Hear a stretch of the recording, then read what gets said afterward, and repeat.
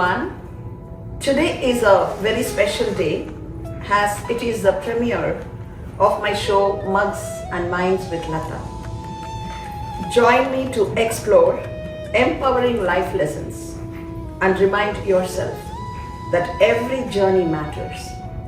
Tune in for inspiring stories, motivational content, and life-changing perspectives because every life has a journey. Every journey has a story worth sharing. Mugs and Minds with Latha. Today, we have a very special guest with us. He is one of the greatest contemporary musicians ever, acknowledged the world over as a musical genius, an icon, a legend. All adore his music. I am thrilled to have him and this very special God-gifted musician and child prodigy, a genius, on my premiere of Mugs and Minds with Latha. Please welcome the one and only Grammy Award winner, Violin Maestro Ganesh Rajagopalan. So thrilled to have you here. Thank you, Latha ji, for having me on your first show. I'm so honored. Thank you. My pleasure. And welcome to Mugs and Minds with Latha. And we will now hear from your life, your musical journey, the changes, the challenges, and also the success and learnings. Let's begin with your childhood first. When did you start your musical training? What inspired you to learn violin at your tender age? And why did you choose violin? There's answer in the question itself. Okay, let me put it this way. When did I start? I don't know when I started. Because I've been playing violin from the time I knew that I existed. I exist, from the time that I knew that I was there and there. So my father used to tell me that when I was in the womb, he would sit near my mom and play at least 20 minutes every day. And if and when he started playing, I was always like too excited to kick her, so she would find it difficult. So she would ask my dad to stop playing. So I think from my education of music started from at that point of time. Like Prahlad and Narada, right? I remembered of that story. And how did your initial training shape your approach to the violin? Particularly, in adapting it to the nuances of Carnatic music, because violin is basically a Western instrument. Yeah. So I did not choose the violin. I think violin chose me. That's what I want to say here. And about my childhood learning, it was because of my dad and mom. My dad, who is also my guru, he used to wake me up very early in the morning. Very early in the morning, and even before I go to school, like I would have played 2 hours. So it was so early. And then. And how old you were at the time? I was very young. I mean, maybe 5, 6, 7. Oh. That's what I'm saying. From the time I knew that I exist, from that time I've been playing violin. So I don't know when I started. So it was like very rigorous at a young age. When you hear, because we were living in Bombay, I remember at one point, we were living in Bombay, now Mumbai. There we used to live in an apartment complex, and in the evening on Sundays and all that, there'd be a lot of shouting and all that, because children of my age used to play cricket, play a lot of things. My father wouldn't allow me to go down and play with them. I used to feel so bad that I'm not allowed to go and play. But that was only maybe for a year or two. And that kind of inculcated a lot of discipline and also focus in what I wanted to do. I think it's because after that, you know, when I came to Chennai and all that, I remember my father telling me to stop practicing, like, because I would he would go for his work, and I would shut the door and start playing, and I wouldn't know how time passed, you know, like so. And in the evening, he would come and knock the door, and he would say, "What are you doing? Still enough? Go do something else. Go study something else. Go play," and all that. He would say at that, and like it would already be dark at that point of time. So that's a different story. But that's how I used to. I used to love to practice, you know. Lovely. And also, you know, as you said, your primary gurus are your father. And Only guru. Only guru. Father. Only guru. Yeah. Fantastic. And also, what was the most important lesson that they taught you, musical or otherwise? You said focus, discipline, and anything else? No, they were very very different kind of parents, I think, because I've seen so many parents, you know, who put so much focus on education, academics. Yes. But my dad was very different. If I practiced for 4-5 hours every day, he would be very happy. Even if I don't study or don't do exams or don't do tests, he will not bother. See, my mother would put the pressure on me to go and study in the make me wake up. I mean, make me awake in the night, and the corner pustam irukla. Corner books. Ade vachinu she will say, yeah, tell me all that. She'll question me as to what it is and all that. She'll question and I have to answer all the questions.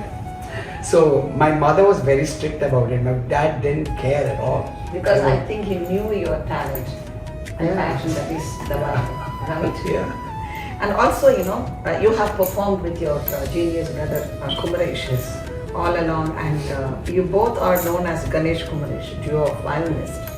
And it is a blessing to have, you know, two siblings, two brothers in a family so talented and also playing the same instrument. Yeah, that's true. Right? And also excelling and performing together. And how did this magic happen? I think we were destined to be playing together. I mean, I can't point a finger and say this is the reason that we did it. And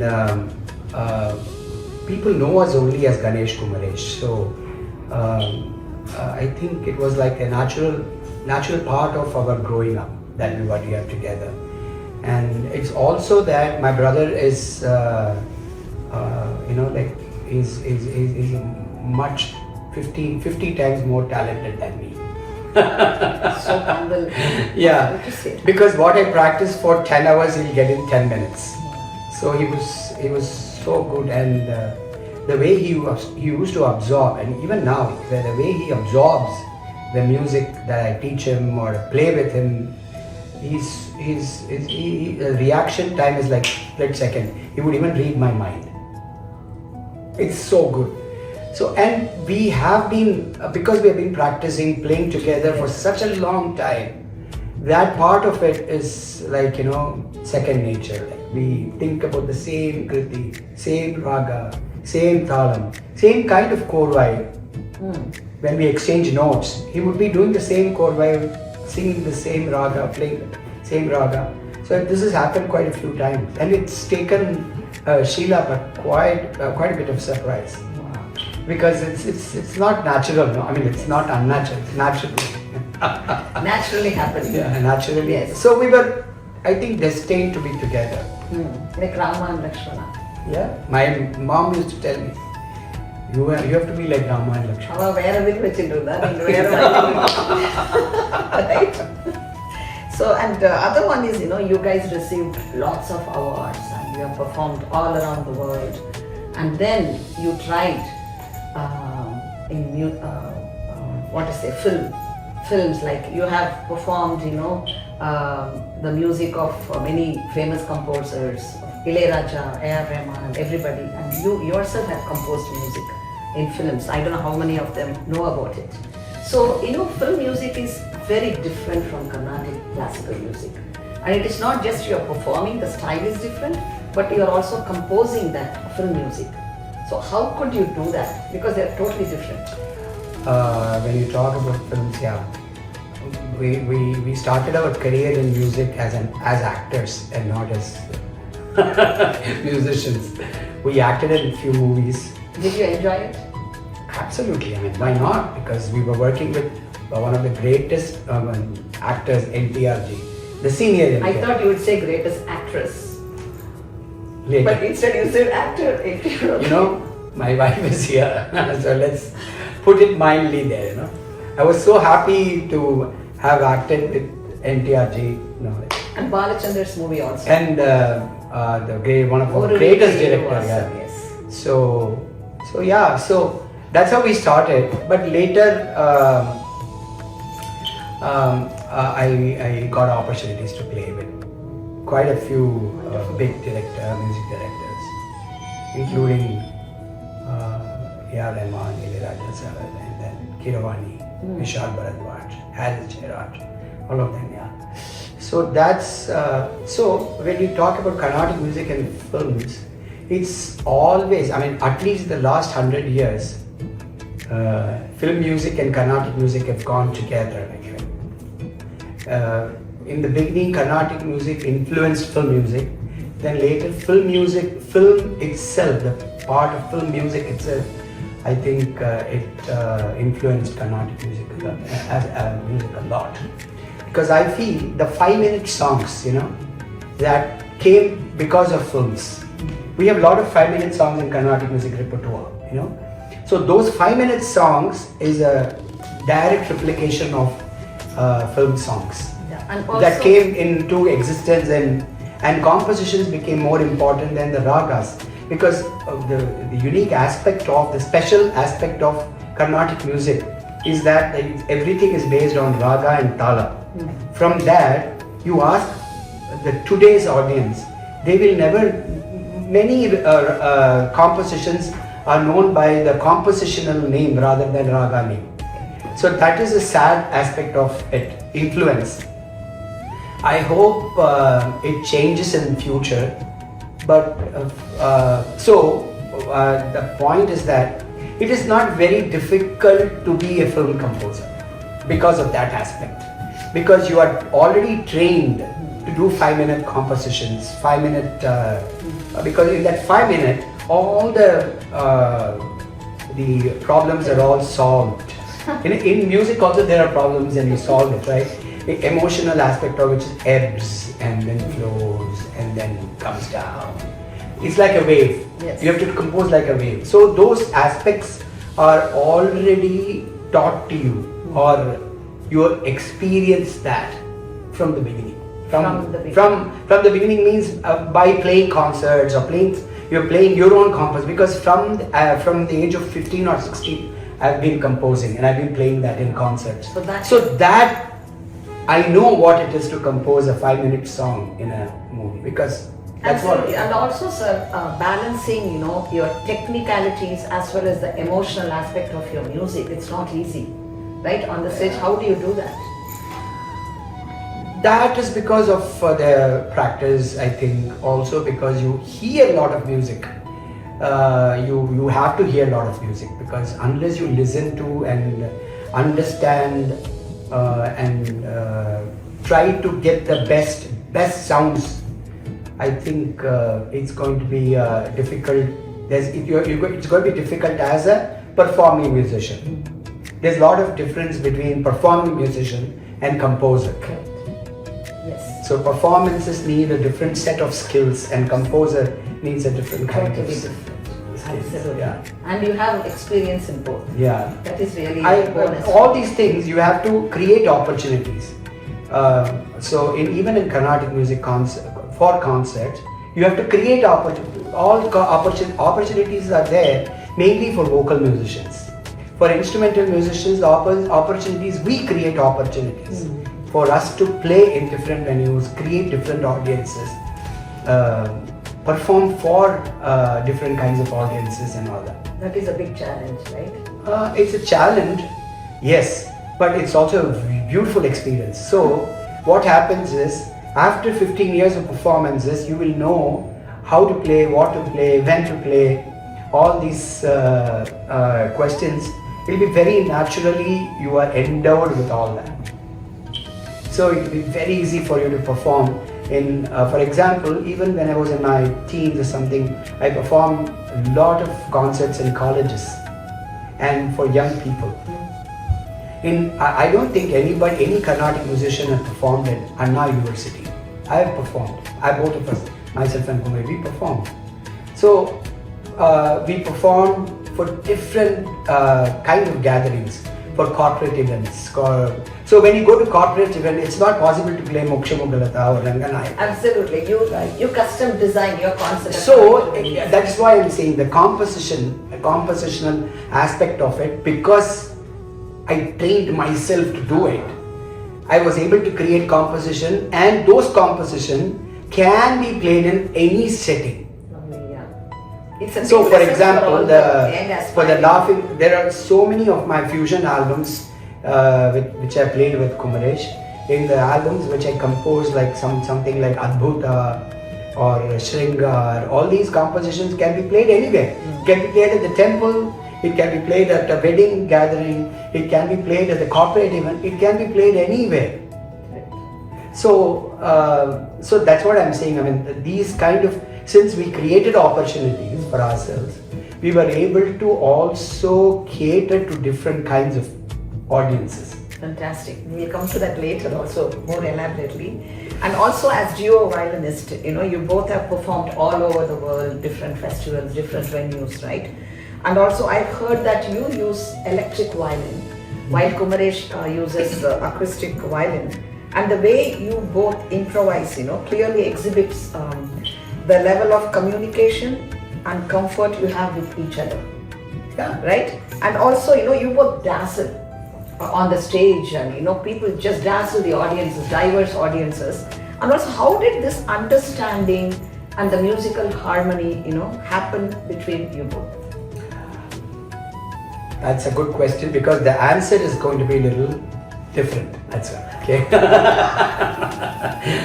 Because before us, what happened was, in Carnatic music itself, the whole scenario, when two people played or sang, they sang the same thing. It's more like two people singing like one. So that was the set thing. Like even violinists or flute players or even singers, when they played or sang, they'll sing as one. But what happened was, we very naturally, when we played, we sounded different. And even when we played as two, we sounded two, because we were also playing layered music.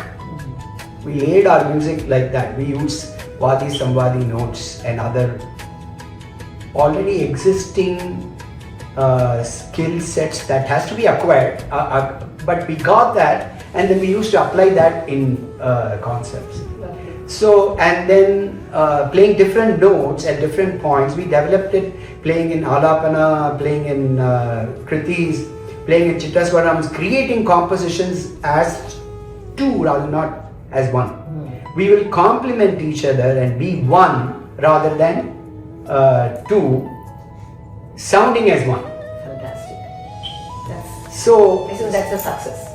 That is what made us different. Now I see that even singers are singing like that. They use different notes. They call it harmony, but it actually exists in our music, because we always play against the tambura, right? So we are already creating harmony and counterpoints in our playing. So there is also one gamaka called tribhinna, which means playing three notes at the same time. That tribhinna is a gamaka.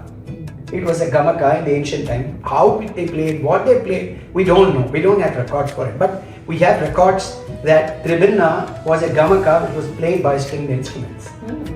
So all these things, when we played as duo, was a new thing for the audiences. I mean, we played a lot of things like korappu and all that very differently from what generally people hear. So all these things, I think, was a unique factor which made us popular. Unity in diversity. Yeah. And just like India. Just like India, right? And also, you then had a great leap and transformation in your life. And also, that is moving to the US. So, of course, we are all very fortunate to have you among us, here in Seattle, and especially the youth and who are aspiring to be the great artists in future. And your journey to US and your life-changing perspectives, please talk about it.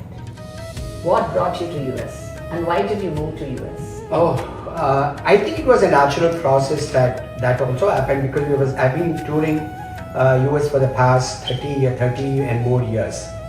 So, and I see the people here and they need some professional to come here and stay and perform. To impart music, impart arts in its proper sense. That was one reason. Another reason was that I think whatever we did was done kind of in Chennai, and something had to be done outside the country. So that was another reason. And see, after I came here, everything fell in so smoothly that I did not struggle for anything. It's like US calling. Yeah, just like how I took the violin, it was violin chose me. Same way Seattle chose me. So you get the call every time. That's why I always pray to Periva. He holds my hands. Yes. Oh, I should include Sheila also there because I'm coming to that. I'm coming to all. Yeah, so he's the one who's in the middle and holding both of our hands and guiding you together. Yeah. Yes. So I think he's the one, and all the Chandrasekhars in my life. Absolutely. And also, what is your experience in switching between duo and solo performance? Because now you're doing a lot of solo performances. I used to do a lot of collaboration even before. I did a lot of albums with Nadaka. Solo, you mean? Nadaka, collaborated with the guitar player and all that before I did. All the film songs and all that. Do you miss Kumaresh when you're doing solo performance on the stage? Yeah, absolutely. Do you sometimes forget that he's not there or he's there? Oh yeah. He's there? It's very natural to be, because it's all your life you're playing with someone and you are pushed to a place where you have to play alone. Absolutely, you will miss the other person on there. But when I play solo, it's going to be very different concert than when I'm playing with Kumaresh. Yeah. So it's whatever I choose, whatever I play, it's going to be a solo performance. So I think about all that and then play the concert. So I'm sure of that. But playing with Kumaresh, that's a different thing all the time. Absolutely. So every time you enter, you perform on stage, first thing is you cannot forget yourself. You have to be aware of everything that's happening around you.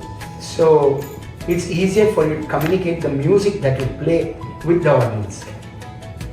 So you must be aware that you're playing alone. But you know what? The beauty is you are exposed to a different kind of jugalbandi. Instead of playing two violins, the jugalbandi is between violin and mridanga or violin and ghatam. So that jugalbandi is going to be different. Correct. Absolutely. So yeah. Different experience, and even for the audience, it's totally different experience. Oh yeah, it must right? be. And also, what major differences or challenges do you find in teaching or performing in India versus in the US? Yeah, there are. There you play in Chennai. You play. The compositions when I play Tyagaraja Swami's composition or Muthuswami Dikshithar composition, like when I play Manasa Guru Guharupam Bhajate. That song, if I play in other parts of the world, I don't think how people can even identify what Kriti I'm playing. But if I play in Chennai, there will be at least 20% of the audience who will know what I'm playing. Even that I have to qualify that certain places, not all places, but you can play that. So that is there. That they are used to or grown up by listening to a certain kind of Carnatic music. But after a point, that's what I'm saying. Myself and Kumaresh, what we developed as a universal aspect of Carnatic music, we were able to play concerts anywhere. So I think if I'm playing for a completely non-Indian audience, I can play ragas in a very different way. When I play in Chennai, or in India, I'll play a little differently. Or in Chennai, I'll play much more differently. Then when I play in sabas and all that, it's going to be some other different way. So every place, over the years, we have trained ourselves to be able to play different kinds of Carnatic music. Depending on the audience and everything. That comes with the experience. Yeah. You have so many years of experience. True, And then also, you have been collaborating with the world class and world musicians for a long time. And also, I would say that you recently won the Best Global Music Album Award at 2024 Grammys. And also, was nominated again at Grammys, in 2026. Yes. And it's really a big deal. And you took Carnatic music to the Grammys. You took it all the way. And so please share your musical journey with Shakti. Oh, Shakti kind of changed way I look at how audiences would have reacted. Would have not. That's a wrong word. Have reacted to Shakti's music. I saw it in person when I toured with the band for their 50th year. So you saw people from the age group of 80 years old to maybe 8 years old. All of them are fans of Shakti. A lot of people would come backstage and say something about what happened in 75 or 70, or when John G started the Mahavishnu Orchestra, and what Zakir Bhai has been doing all these years with the music. There'll be a lot of fans who come and talk to me, come to meet them. Zakir Ji or John Ji would introduce them to me. Great musicians, they would come and talk to me and all that. So it was a different experience for me. I think it kind of it increased my performance age by about 20 years. So that's what happened with Shakti, and I'm so fortunate to be part of that. And they are fortunate too?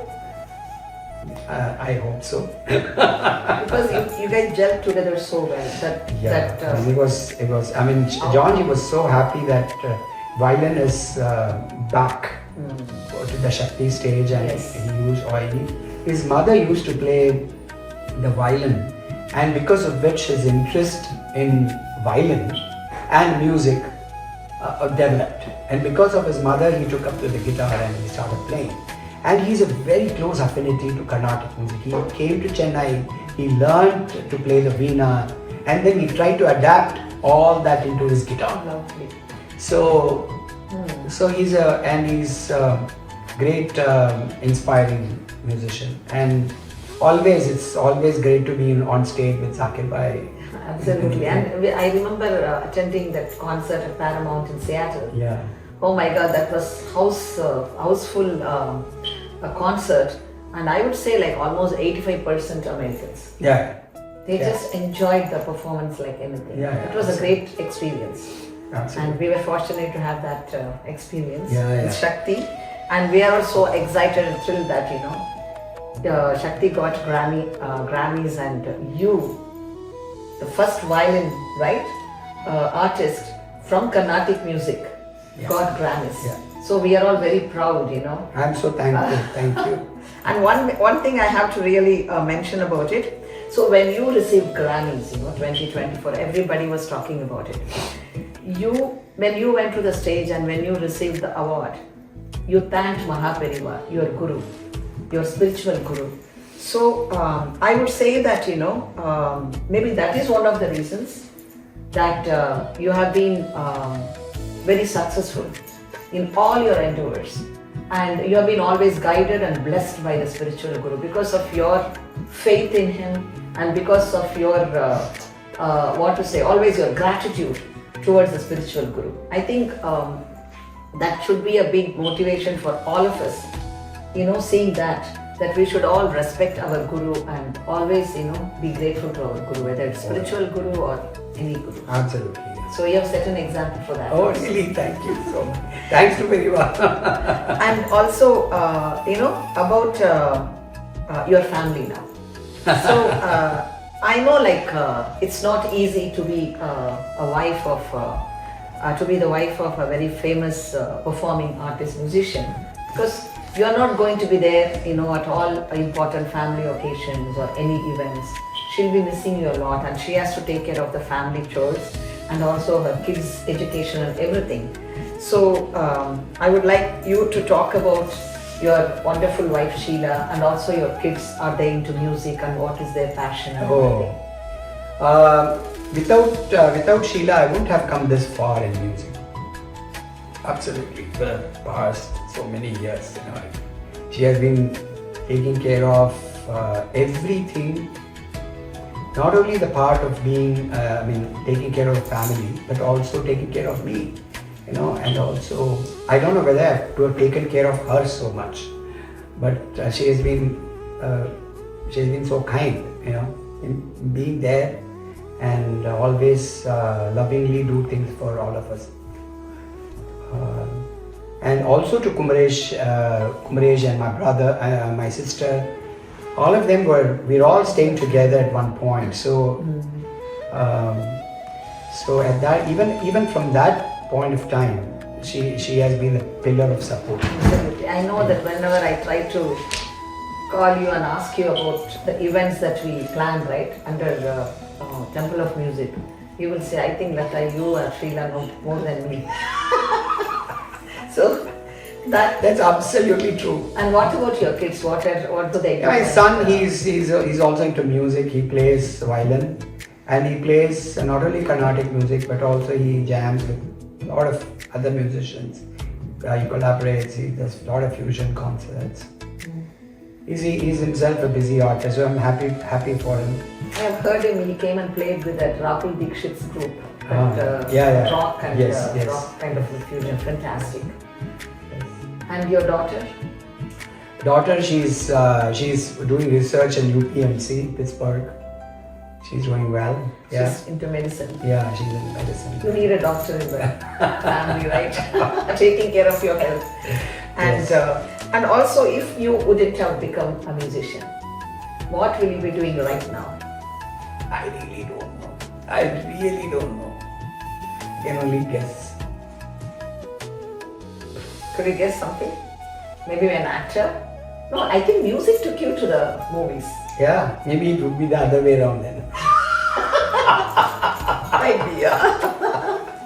You would have seen you with so many directors and actors, maybe, Yeah, why not? And also, which legendary violinist recordings do you find yourself listening to over and over? Myself?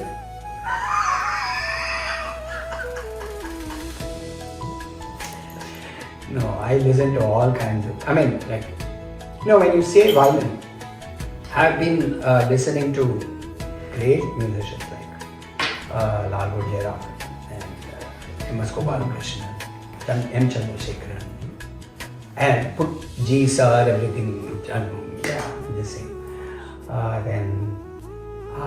Then what? N. Rajan. I used to love her, even now. The way she plays, she has brought in a new niche to performance. She can play both Carnatic and Hindustani. Yeah. So do you pick up anything from their style or the nuances? I really don't know. It could go. It could just go into your system. Yeah, it could filter in, because when you like, even without your knowledge, it will filter in. It will be there in you. Some of the things that you do, it will be there. But what really don't know, because it's very tough to say that. The thing is, I'm always aware of that, and my dad used to tell me that if you are original, it's going to take you far. Otherwise, you will stop where you started. Very well said, yeah. Because, for example, I tell you, why is music universal? Goes beyond time, space, and all. You know why? I'll tell you compare two examples. So, you are hearing someone and seeing someone sing. Will that be universal, whatever they are saying? It cannot be. Because when you sing, there is a gender aspect to it. There is age aspect to it, time, age aspect to it. So this regional aspect to it, religion aspect to it, everything is there, from how they sing, what they sing. So it is not universal. But you hear a piece of instrumental music, can you say who is playing? A 7-year-old girl, or 8-year-old boy, or 16-year-old boy, or 70? You can't say the difference between what age, what gender, what time frame, it's like, that is when music is universal. So music is universal only from the point of view of instruments. So how will people recognize it? So unless you have something to offer which is unique, people will not understand what you're playing. So now you go, the names I reeled out, each one of them, they have a unique style and way to present, sound. Yes. Everything is different, the way they play. So what happens is, that is only then, if I play like that, I will be in history books. Otherwise, I'll be nobody. Absolutely. So what happens? One person told me, when you are a child, you are a prodigy. When you are an adult, don't become a tragedy.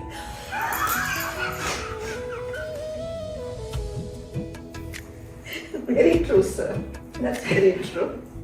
So you think everything is so good, and then you get on stage and play the same thing as you were a kid, you are a tragedy. Absolutely. We all need change and something unique. We have to invent Exactly. to give something new to the audience. Absolutely. That's why the musicians are the change. Every musician tries to give something different, Absolutely. right? So that is when the audience gets something new. Yes. If we play the same thing, It's not. Even in nowadays, in cuisine, food, we don't like to have same sambar or same roti or same dal, right?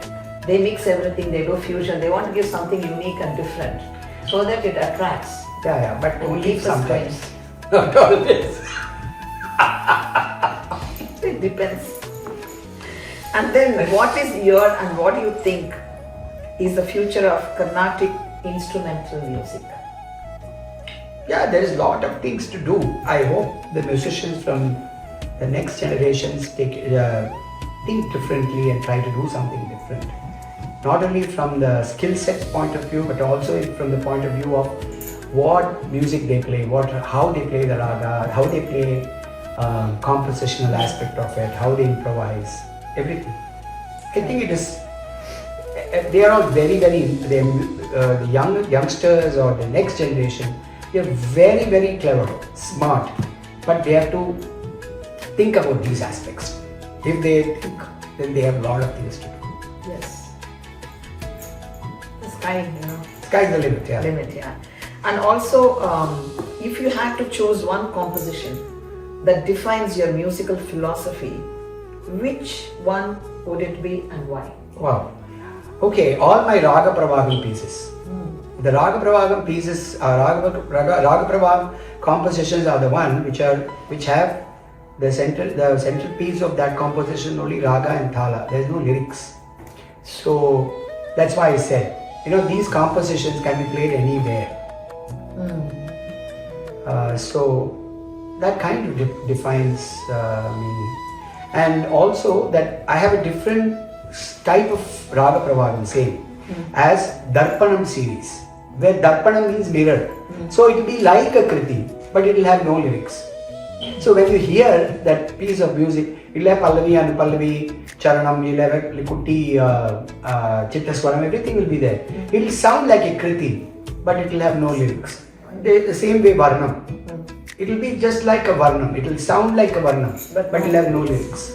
So I call it Darpanam series. Interesting. So Tilana is also the same, the one that we did about recently, the Tribenna. Tribenna, yes. So it's all Raga Pravagam. It will sound like that, but it will not have lyrics. Great. Thank you, sir. And then also, what is your practice routine like? Like, how do you balance technical exercises with creative improvisation? No, I don't practice so much nowadays. Really? Practice, but I don't actually practice as much as I want. Oh, okay.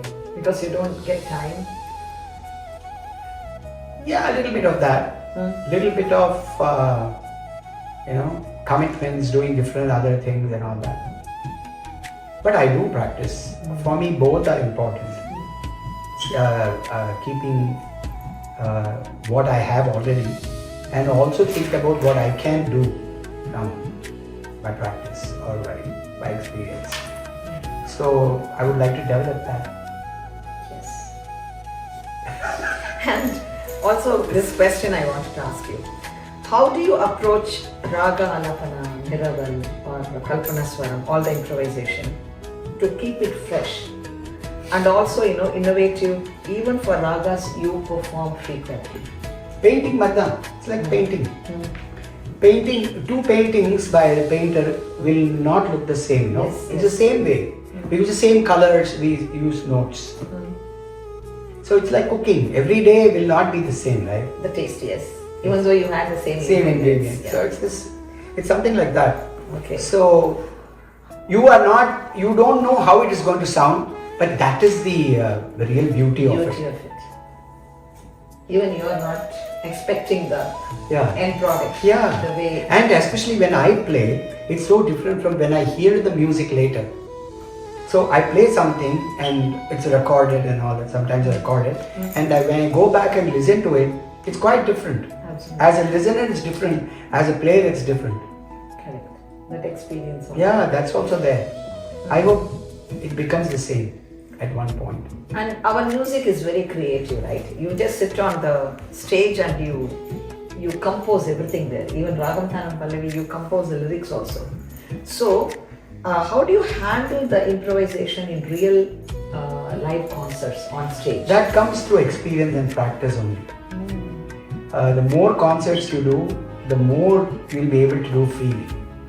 So there was a point when we were doing this choosing of the raga by the audience. So it becomes more like an interactive. We give the 12 notes and ask 5 sets of people to choose what re you want. Yeah. You have 3 Res. You did that. And then 3 Gas are there, 3 Mas are there, or 2 Mas are there. So we do that and in the end we come up with a raga. Yes. And we play that raga. I mean, it's all about experience and how you want to improvise on stage on. That's also improvisation. Absolutely, right? yeah. So yeah. I think that comes out of your deep knowledge in music and also your experience, years of experience performing all around. Lot of things put together. Yes. Hard work also. It's not easy, hard work. Lots of hard work. Yeah. Dedication. And also sacrifice. Because I have someone with me like Kumaresh, we are able to do it together. It's not otherwise.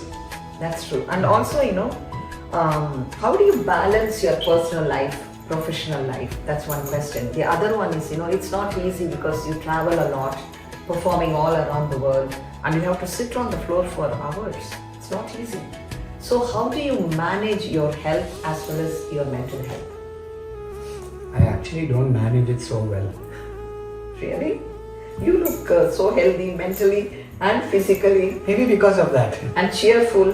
Yeah, and you because I like have no a pressure. kid-like smile, right? No pressure. I mean, the less pressure you have, I think it's better.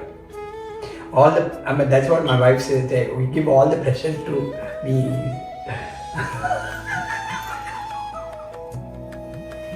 I think maybe the music that you practice gives you that healing, Yes. right? Absolutely. And the peace. Because when we listen to your music, we get that peace and that healing. Yeah, maybe it's because I have. I don't think I stress too much on most of the things. And also tell us about a particularly memorable, also a challenging concert. Oh. And what did it teach you? I'll tell you this thing. So there's this Thala Prabhagam is what Kumaresh is doing these days. Taking different 35. There are 35 different kinds of thalas. Okay, so he's what he's doing is he's curating in each of the thala, and he'll do an alapana composition in Korakpu and everything. So the challenge for me is these talas are really complicated, and to learn the composition what Kumaresh has done, it's not easy for me now. So it takes quite a bit of time to learn them and perform them. So I think it's that's to get each of the composition every time on go on stage and deliver it. It is a challenge for me now. Yeah, that's. And the lesson is play more time. Like if if I played for 50 times, oh no, that's not enough. Play 50 more times. Yeah. You are telling that. And also, we are almost coming to the end of our talk. Okay. And so you have founded Swara Yoga, Temple of Music, and you are training hundreds of talented youth all around the globe. And so please talk about that and also the new projects that you are experimenting with this talented youth. Yeah, okay. So 3 things. So Swara Yoga is a meditative, interactive session where I chant and sing the notes along with the rhythmic accompaniment. So and people can also sing with me. So it's more like a sing along. So that is the idea of Swara Yoga. So union of ourselves with the divine through music. That's why it's called Swara Yoga. Through the swaras reach the Brahmananda. So that's the idea behind Swara Yoga. And also to educate the people that this is what is in the background of bhajans. Bhajans, we hear them, but what is it is all, we like to chant names of God, but what is behind that? This is the music which is behind that. And it is the music and the rhythm and melody getting together which brings that climactic moments. So that is one, that is Swara Yoga. And the other one is Temple of Music, which you are also one of the board members. Yeah. So this was started because I felt that this music needs, whenever it's performed, is more like a temple. So whenever we perform, the feeling should be that we are in a temple and we are discovering ourselves. So that is the main aim of Temple of Music, to create an atmosphere of inner peace, inner awakening for everyone who comes to be part of the Temple of Music. And we had, as you know, we had a Swara Yoga festival last year. Yes. And this year we'll do it in October. Yes. So the preparations are going on, and Temple of Music does quite a bit of stuff where we hold events, where we do sponsor concerts, sponsor tours, workshops, and this festival also nowadays. And we are very honored to be supported by Folk Culture and Doors open, yes. yeah, Paul Allen Grant. Thank you, yes. Yeah. So that's Temple of Music, and my new project is with the Swaryoga ensemble that I created. We are going to we release a new album called Redmond, as Yes, I told you. Yes. So I heard that. I think yeah, you should tell everyone to listen to it because it's a new Carnatic music, new sound for Carnatic music. So I think people should hear it. And also you, all the students who were a part of it went to India. And Yeah, went to India, performed. performed. Yeah, they was so. You are giving them such wonderful experience. Yeah, I hope They they are so enjoyed it. fortunate. I'm sure they enjoy because I have presented Temple of Music at many of the festivals, Absolutely. international stages, and people loved listening to them. Yes. And the way that you have trained them, you know, if you just close your eyes and listen to them, you think some adult musicians, you know, See, that's what I'm performing. See? Yes, but actually they're little kids basically. They are from 10 to, you know, maximum 15. But the way they play is like amazing. Like you don't know what age or what experience they have. See, that is, that their music talks about it. Their music speaks about it. So any website you would like to share with the viewers? My website is there, ganeshrajagopalan.com. Can go to templeofmusic.org. There you'll find things about Temple of Music and what we are doing. In my thing, you will know what I'm doing. And I think we should all subscribe to this channel and support Latha. And yeah, Desi TV. And also please visit templeofmusic.org and support them. And please donate because we are so fortunate to have such a wonderful, a genius, an icon, a legend here among us who's helping the youth to learn violin and also contemporary music, I would call, you know, the world music. And it is not just teaching music, you know, you give them so much experience collaborating. No, what I want them to see is Carnatic music as their expression. They have to express how you express in music because it's a language by itself. Absolutely. So how to express that through our traditional music. Yes. That's how So that I can take it as an advice given to the young aspiring. I take their advice in most of the things. So sir, please you can announce the exciting concert that's going to happen. On April 18th, myself and my brother Kumaresh, we are going to perform at the Karko Theatre Renton. So thank you so much and hope you all enjoyed Mugs and Minds with Latha with such a wonderful, Grammy Award winner Ganesh Rajagopalan. Thank you, Latha. Thank you. And let us conclude with the performance of this youth, the classical ensemble group from Temple of Music. Swaryoga Ensemble.